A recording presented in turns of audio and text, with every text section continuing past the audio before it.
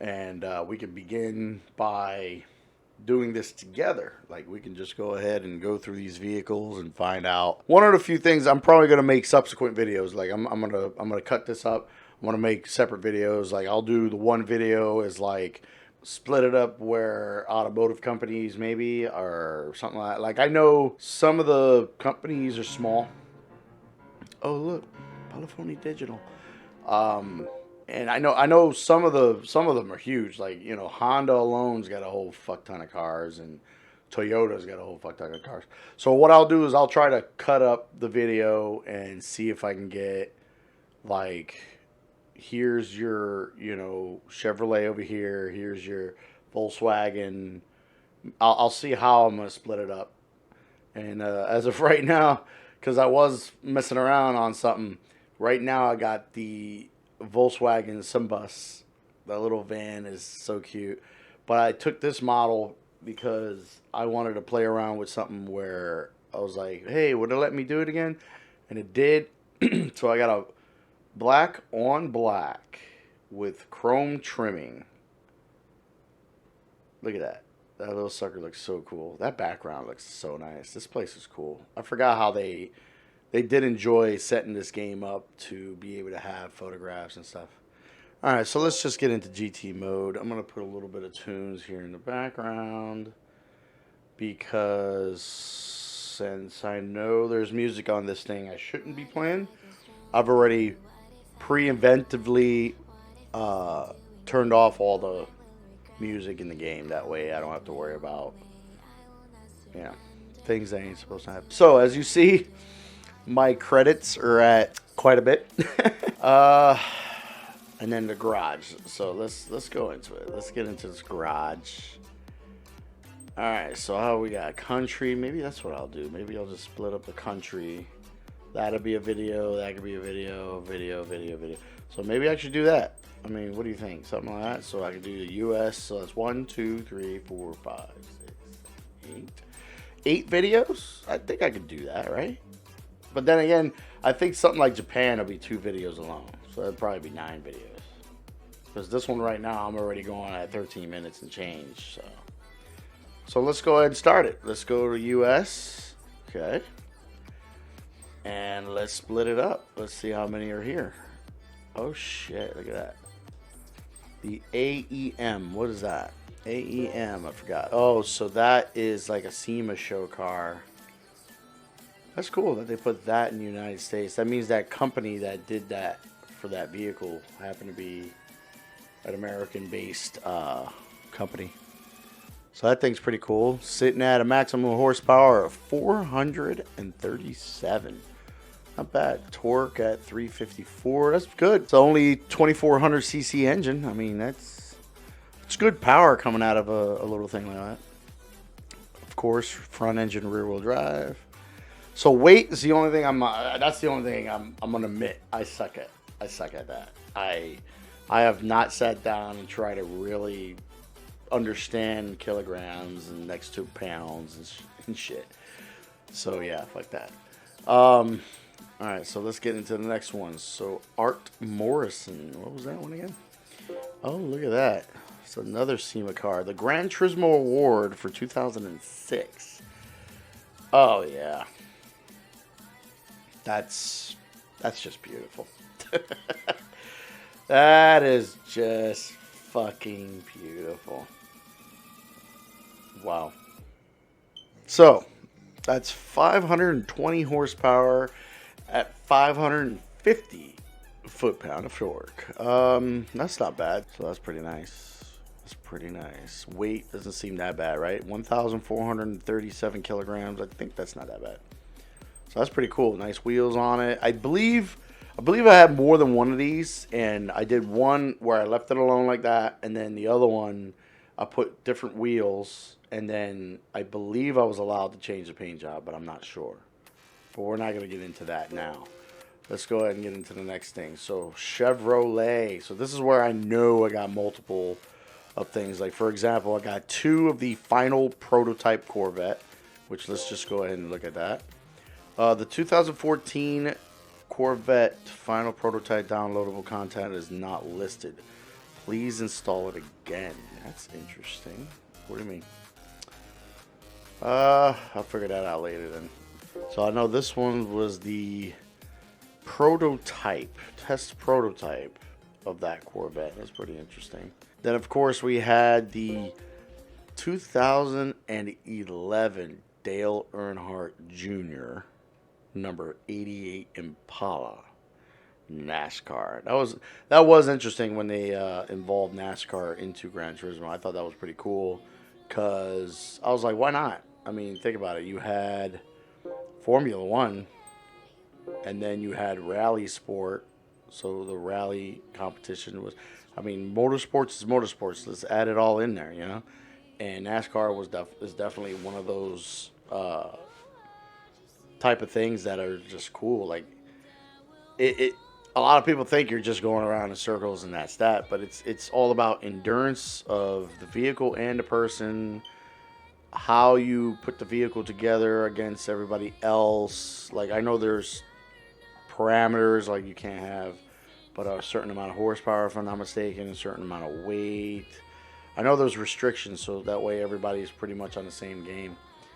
But then it's like, oh look, you gotta find out who's a better driver, you know, and the environment with their car and stuff. So this one, Juan Montoya. So this is Target 2011.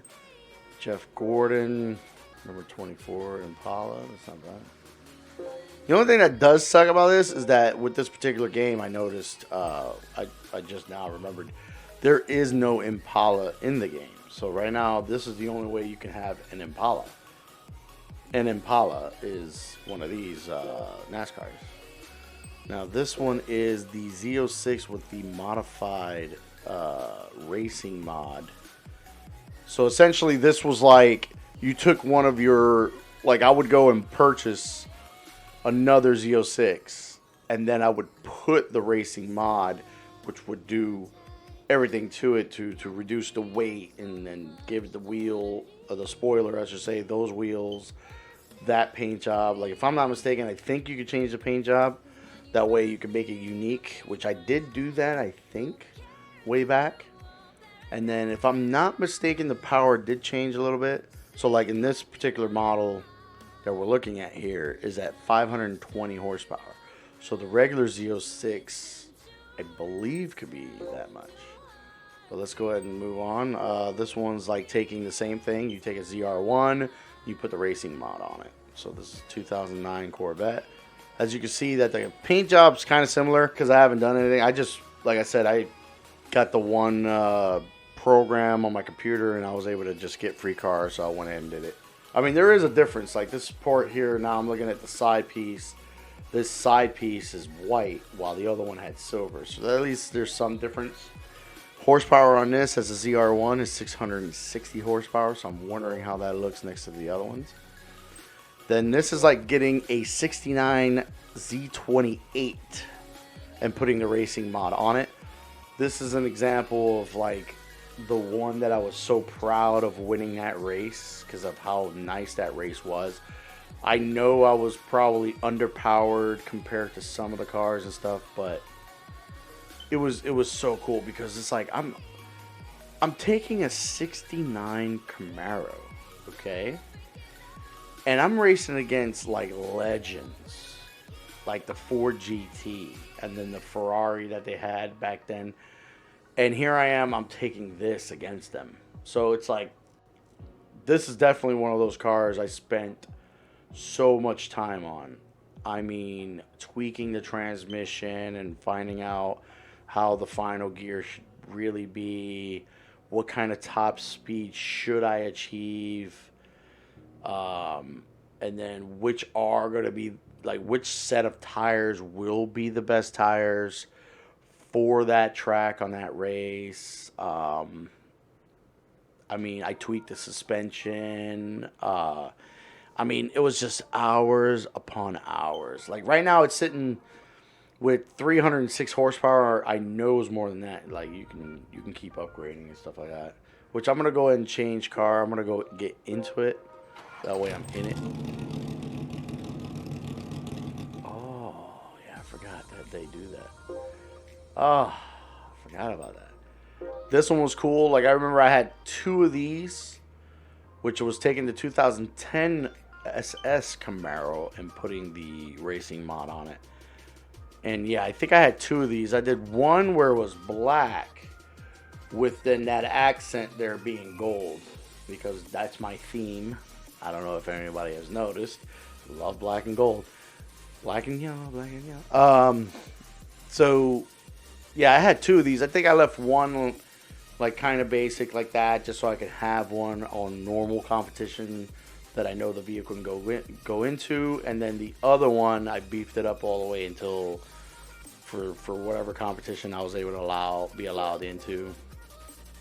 Here's the 2010 models of all these drivers for NASCAR. I'm not gonna get into that. Let's go ahead. I got 2 models. Oh yeah, that's right. I got 2 of them. Of the 1969 Chevrolet Corvette convertible, which is funny how they actually went with a convertible. Like, it's like one of those why. Like, who sat down and said, you know what, out of the coupe and the convertible, I want a convertible. It's like, really, you're gonna do racing with a convertible? Okay, I mean, if that's what they want. But it is one of my favorite cars. I have to say, when it comes down to all the Corvettes from the past, something about the styling of this Corvette I just freaking love, man. I don't know why I have such a fondness for this body type. More the coupe, not the convertible. I don't really care for convertibles, really. Which the thing is, with that body style, it only really spans between 68 up to 72. So the body style that I like is around, it's in that range of years, okay? Once you got into 73, the front end, if you could see here, it's got the metal bumper. That automatically changed into like a plastic, full-on plastic bumper. So the body is metal on the hood, and then it goes into plastic for the front end. And then the rear looked just like as you're seeing now on the screen. It retained that body style in the back. And then once 74 came in, that's when also the back became like a plastic. And then from there on out, that's what you had, was a plastic on whatever, fiberglass and shit. And then it was like a little bit longer, and then they changed it. And those I don't care for. Something about those just didn't land with me right. I don't know. It just didn't land with me right. So this particular Corvette, apparently at this time for this video game, it's at 289 horsepower with 368 foot-pounds of torque. That's pretty cool. That's pretty good for those vehicles back then as just a basic 350, because you could tell it's just a little over 5,700 cc, so that's a 5.7 liter V8. That's good power. I mean, that's how it was back in the day too. For some people that don't know, obviously, it's like there was so many cars back in the day where the horsepower wasn't a crazy number, but the torque was a lot higher. Like, there was some cars where the torque was almost double the amount of horsepower. So that was the one thing that was kind of a challenge, was you didn't have the technology like you do now to create a proper tire that can support the grip that would have been needed for that torque. Because there was cars where they were saying, hey, you know, you only did X amount of time down a quarter mile. Like, this one guy had a Chevelle and he did only like maybe 12 seconds, almost 11 seconds down a quarter mile. But that was because of the shitty tires back then. Then they took that same vehicle, like I remember they took like pretty much the same thing, didn't have that many miles on it, it was pretty cool. They went and put some really good tires on it, really good sticky tires, really good, something that's actually worth a shit. But something that's good for the streets, not an actual racing tire. And yeah, it produced great time right there. I mean, it drastically helped that vehicle out. And here we are with a 2010 regular SS Camaro. These are sitting at 414 horsepower with 407 in torque. This is an example of like the newer cars have a higher horsepower number, a lower torque number. This is not that far off. Some of the other vehicles, I believe the new Corvette coming out for 2023, I believe is a Z06 model. That one is a brand new engine. It's a flat plane crank, and it's going to, apparently they're saying it's going to produce the most amount of horsepower in a production vehicle on a naturally aspirated engine. So I believe it was like 670 something. I don't know. I'm not sure. But I think it's a naturally aspirated V8, not just in general, I think. And it's got way less torque than horsepower. And it's going to have the revability. That means the RPMs are going to be pretty high, highly accessible. Like something like this vehicle here, probably the fastest this engine should rotate, I believe, it's about no more than 8,500 RPMs. So that's the other difference of some of these newer vehicles next to older vehicles. So that one has stripes. This one's a 2010 SS without stripes. Now here's a Z06. So I got a Z06 2006. So this one is a 488 horsepower. So what was the other one? Shit. That's a nice color. That yellow's not bad. So wait a minute. That's 2006 at 488, right? So let's go up to this 2006 race mod. It's 520. So it does change the horsepower. So just giving it the racing mod made the horsepower go up. Now in racing terms, there's always restrictions. So for example, let's say that one Corvette is, it's a racing Corvette and it's at 520. Let's say that's the most amount of horsepower you are allowed on a race. Okay, that's it. That's where you're at. Okay, but then when you have a vehicle that's outside for personal use, you can boost the horsepower all the way you want. There is no limit. I mean, there is a limit if you want to destroy an engine, yeah. But obviously there is no limit. It's like you can have, on the racetrack, you're supposed to have a specific amount of horsepower. Everyone's supposed to be around the same range of horsepower. Everybody's supposed to be kind of equal. Even though you're different brands and different shit, you have to be the same. Out in the street, whole different ball game. Like here's a Z06 of the 2004 model, C5. And for this year, they had it at 393 horsepower with 387 in torque. So that's when roughly you saw the change in engines. Because like, for example, I got a 1985 Corvette. And it's supposed to be 230 in horsepower, but I got 350 in torque. I mean, that's a pretty big difference. And then here's this, which I'm pretty sure the other models before 2004 was the same thing, where your horsepower was slightly over your torque. And that's when it started. So it was pretty cool. And then this was the model where that back window section was, instead of having it like a hat, it was interesting. Like I can't say I was against it, but it wasn't my cup of tea, to be honest. Like, I don't know. Like, it just wasn't my cup of tea. I mean, don't get me wrong. Somebody just gave me that car, or I can get one for cheap. Damn right I would have it. All right, so here's the ZR1. Oh, wow, that color is crazy. Let me see here. Atomic orange metallic tint coat. Yeah, that's pretty cool. That's nice. So this one supposedly at factory at 619 horsepower with 585 foot-pounds of torque. Not bad, not bad. That's the thing, man. These things were nice, man. These things are nice. I did like that style. The reason I like the rear end on this one as much as I did, because this one more reflects my 85 Corvette, where your tail starts outward and then it works its way in, and then it got a curve, and then the rest of the butt kind of. This one matches that for the most part, because there are, like, my C4 Corvette's the early model, and then the later ones, like, they have more of a completely rounded butt. which eventually we're gonna look at. Oh, look at. So I got another one of those, and then here's a Z06. See, now here's a Z06, but with a special paint job.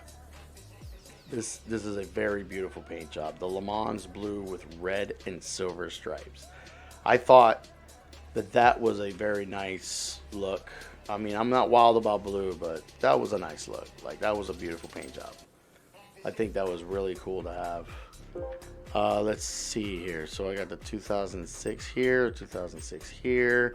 Then here's a regular 1969 Camaro. Cortez Silver. That's not bad.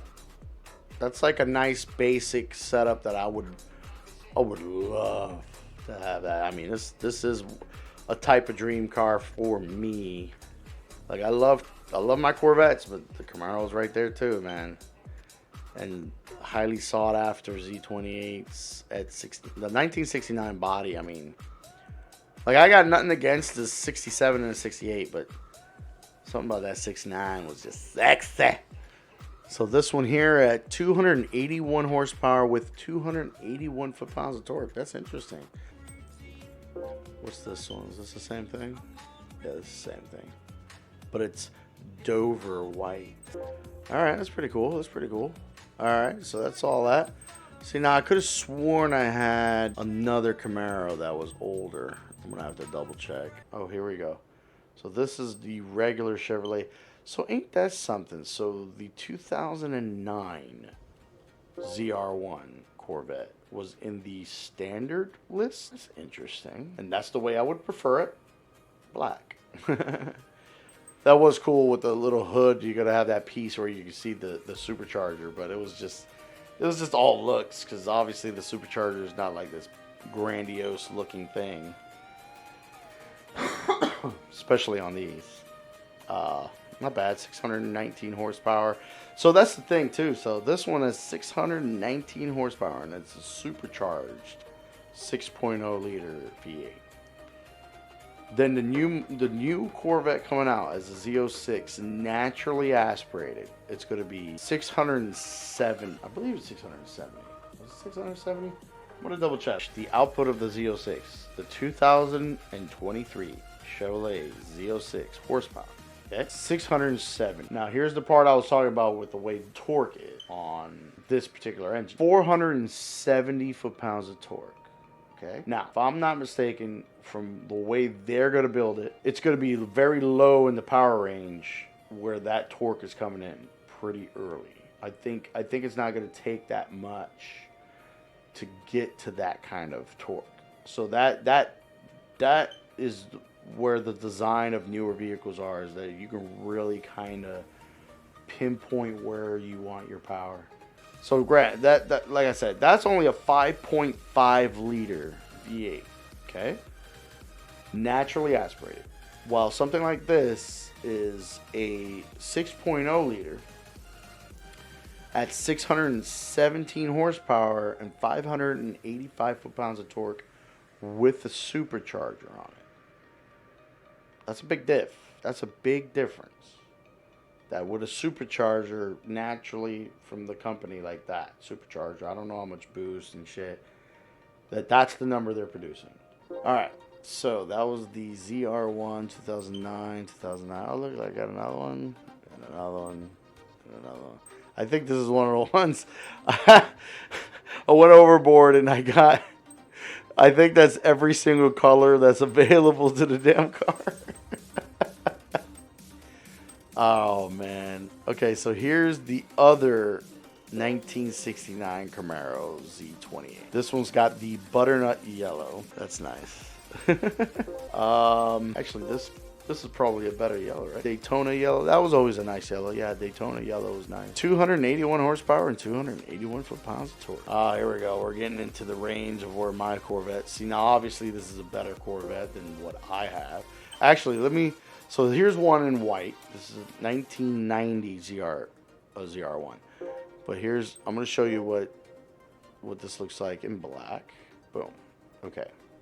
Now, the one thing I've been noticing on these, the 1990, the front end is there as what mine looks like. Okay? That is my front end on my bed. The wheels, obviously different. The rear end, different.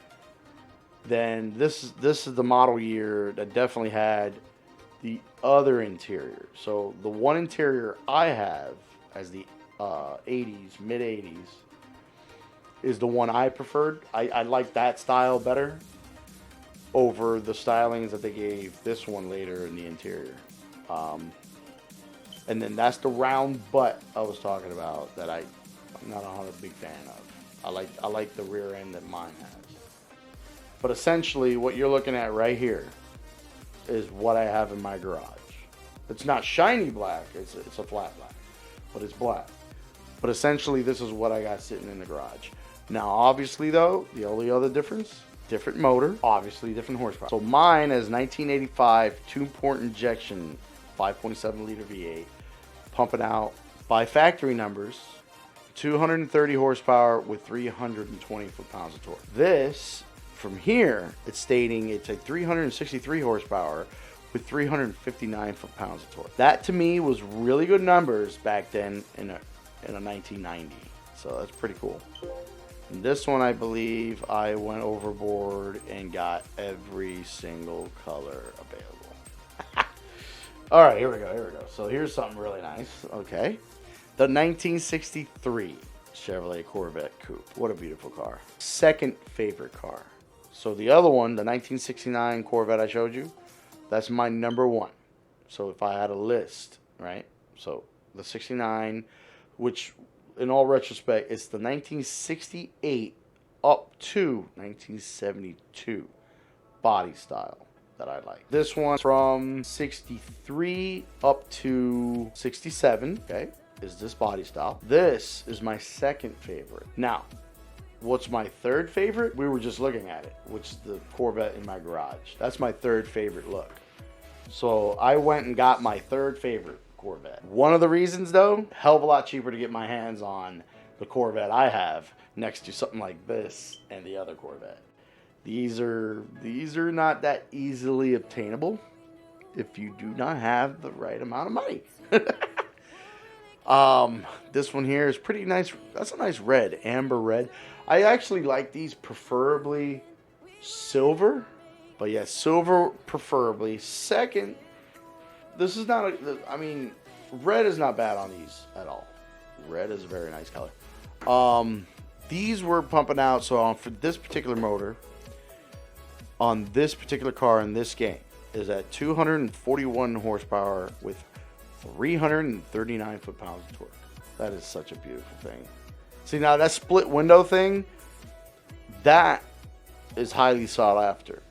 But there are still plenty of people do not care for that at all. They do not care because obviously it's going to be in the line of sight of a rear view mirror. Don't get me wrong.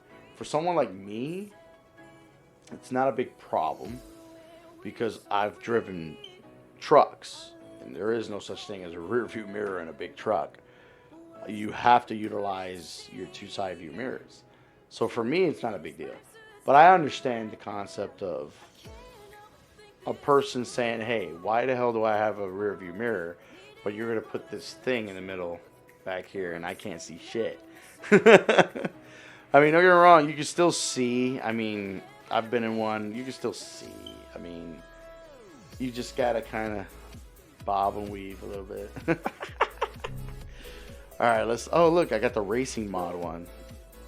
Or not the racing one. This is the race car, not the race mod. This is an actual race car that existed. And this was the Z06 at the time. So 1963 race car Z06. Now this bad boy. Oh yeah, look at that thing. Good horsepower though. 581 horsepower with 443 foot-pounds of torque. At a 1,168 kilograms of weight. That's not bad for that. If I'm not mistaken, this particular body style and then that Cobra were going head to head like crazy. Like they were racing each other like a mother. Oh, forgot about this. Check this thing out. Oh my God.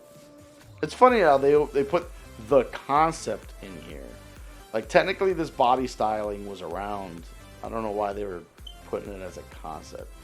But in this, it's a 1988 Camaro IROC Z concept. Which the only thing difference from this to a regular IROC, honestly, the way the taillight was with that spoiler, that's obviously not a thing. That didn't happen. But everything else, I mean, you could get that ground effect. That was an actual ground effects that you could have. The wheels definitely didn't come out. Those wheels were definitely not a realistic thing. There's actually, those are covers where those lights are. Those weren't there on any of these because, like, I had a 1983, didn't have that either. And then I had a buddy who had an IROC, didn't have that either. It was a thing you could get. You can just buy an aftermarket cover piece that would go on there. So this is sitting here at a 5.7. So that's an actual IROC is a 5.7 liter V8. While the other Camaros were sitting at the 5.0. That 305 in these, had to have the 350. Which in this particular case, I believe the IROC is the same engine as what my Crown had, which is the 2-port injection setup on a 350. So that was the thing. This one's sitting at, supposedly in this as a concept, they set it up with 222 horsepower with 319 foot-pounds of torque. So it's not crazy numbers. Not crazy numbers at all. But yeah, I did like the stylings of the car. I can't lie. Oh look, a 2000 06.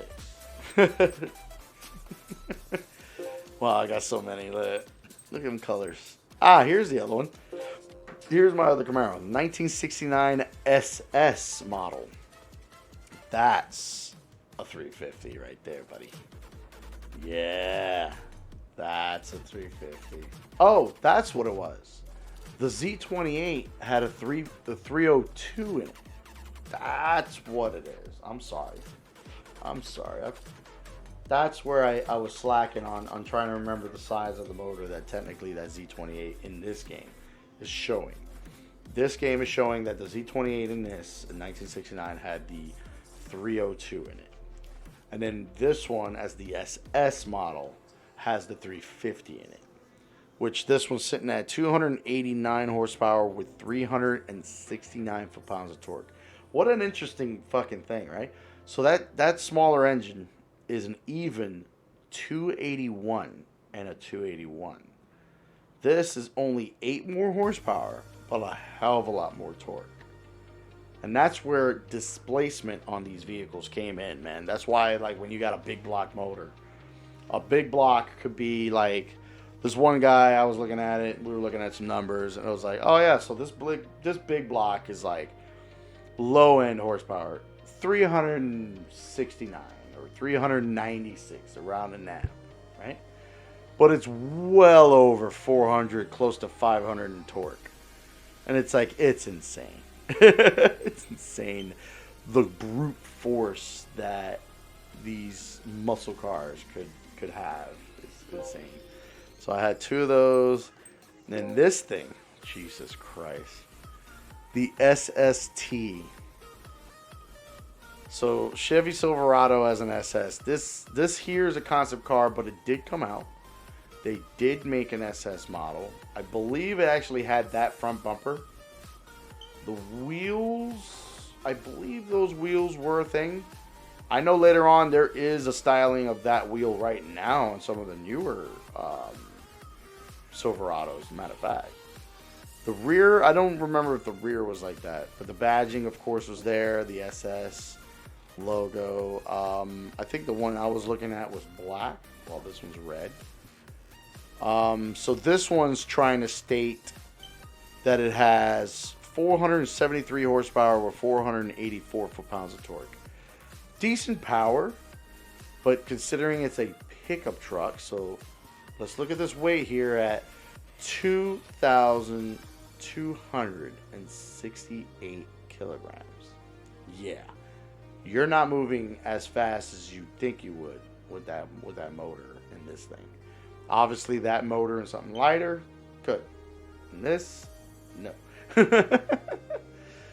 So yeah, this thing was pretty cool. That's pretty cool. So that displacement is 6,588 cc.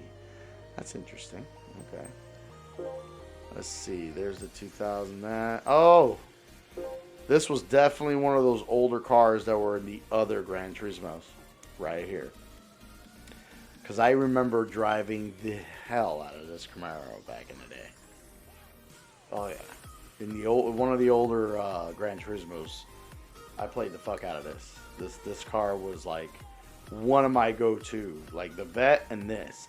The Vet was for certain races, and the Camaro was for certain races against certain competition. And in this, they have it at 574 horsepower with 484 foot-pounds of torque, 1,160 kilograms. So that's pretty appropriate for a race car of that size. So yeah, that fucking Camaro right there, man. I drove the fuck out of that thing. Oh my god, yeah, there we go. The 1954 Chevrolet Corvette convertible. Oh, the early beginning, the early life of the Corvette. Not a lot of people liked it.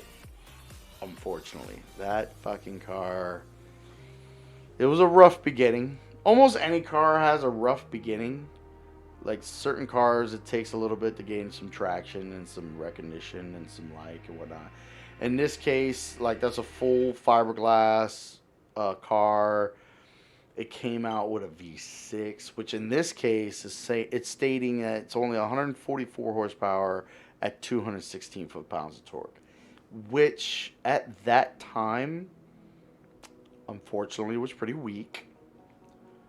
If I'm not mistaken, what year was the Gullwing? So the Mercedes Gullwing was definitely a go-to roadster type of car. Like they had a coupe and a convertible, and that was definitely a lot more horsepower than this, unfortunately. So at that time, let's say they were both the same price, as an example, that Mercedes would be a better buy than this Vet, unfortunately.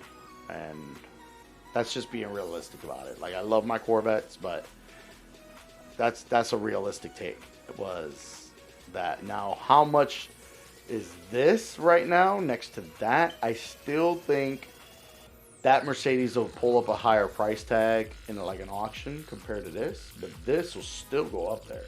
So it's no pushover because people would still be interested in having it as a collectible, of course.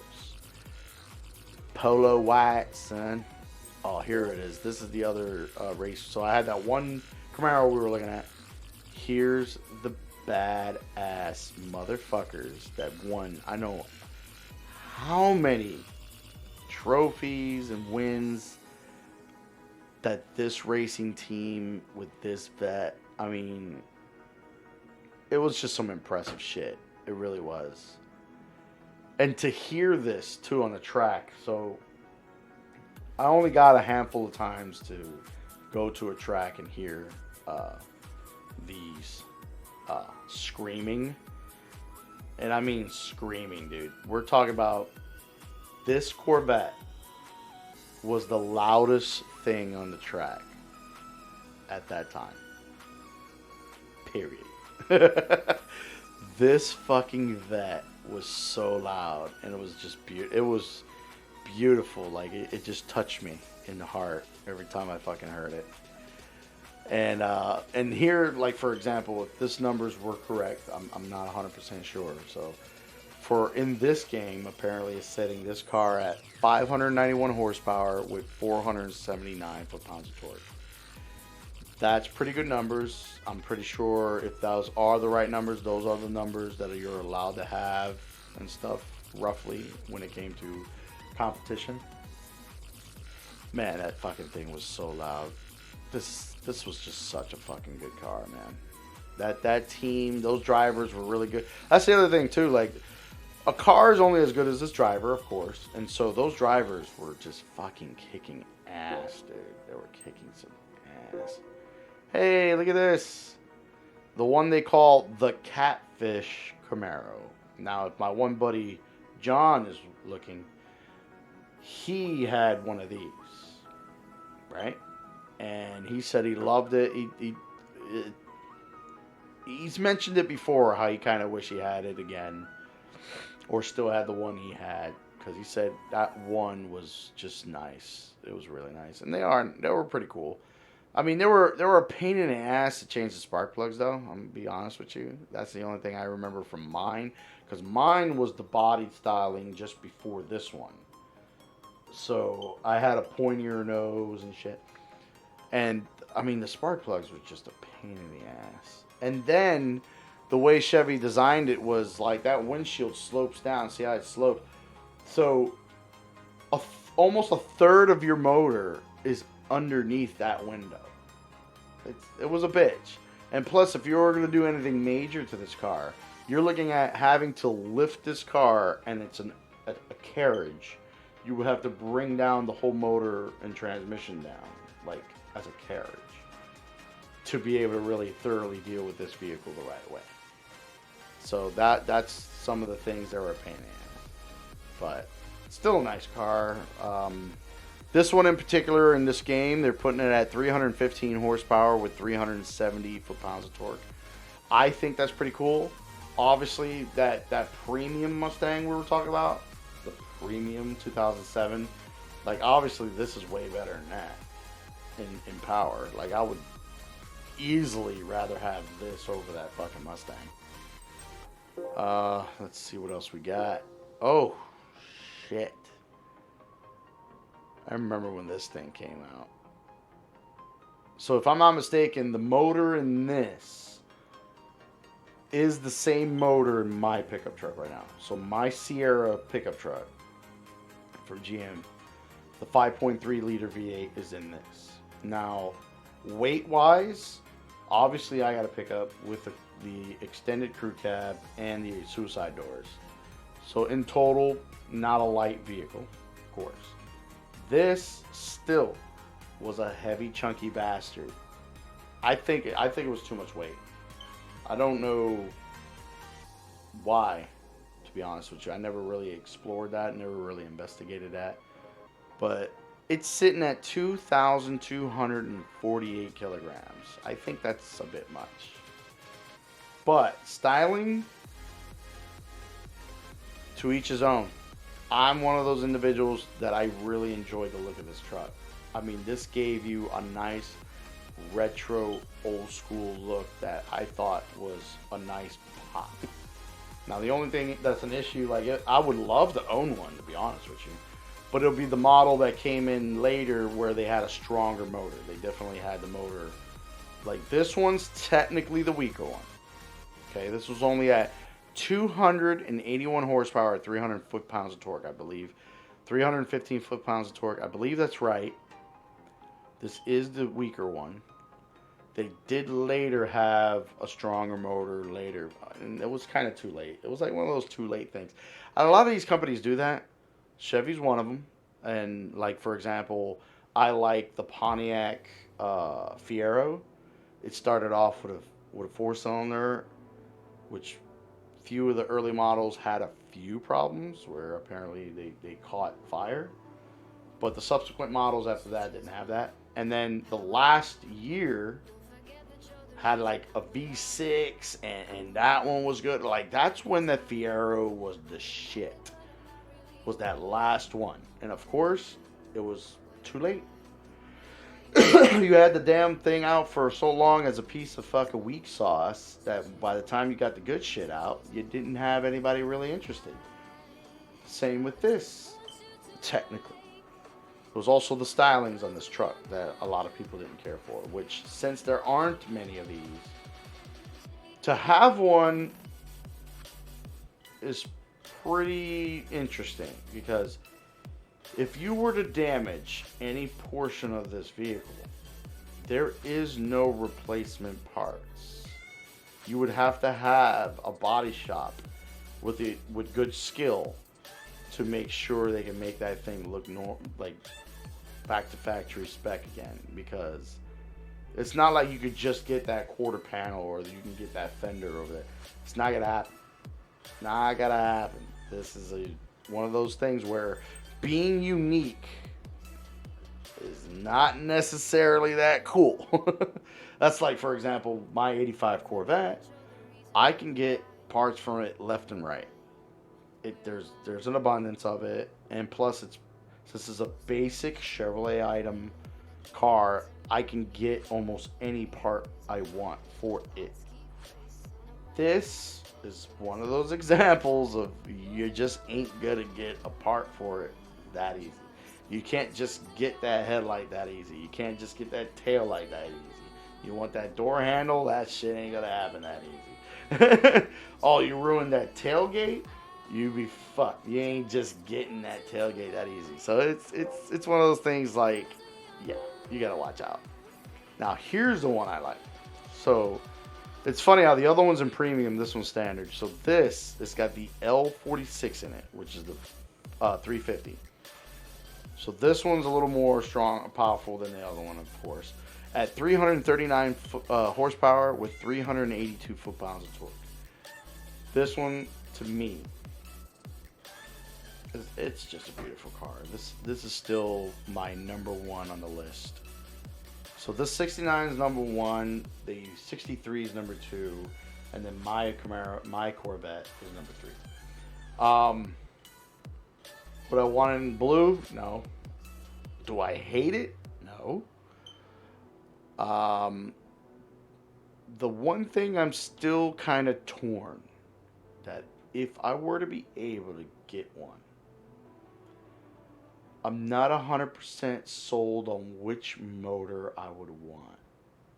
And I say that as there were options on these things, okay? Like you had, as an example, this one's got a 350. There was a 427, and there was a 454, big block V8s. And it's something like that, like, do I want the big block in there, or do I want the 350? Now, part of me, for my reasoning, okay, this is what I got in my head. So, for example, my 85 Corvette is a 350. So it's like one of those, well, I already got a 350. I should go big. Big or go big or go home, you know? Now, for some reason, between a 427 and a 454, this is just me. Anybody that's, you know, I don't know why, but I feel like from the info I've ever looked at between the two motors, it just feels like the 427 was just such a beautifully balanced big block. Like, I feel like the 427 can outperform a 454 because of that type of balance. That, I don't know, it was weird. Like, that was me. That's just me. I'm not giving any real facts or anything like that right now. I'm not. So it's like, I'm not against having a 454, obviously. If someone gave me this car with a 454, am I going to be upset? Like, oh, hell no. I'll be like, fuck yeah, give me. Give me.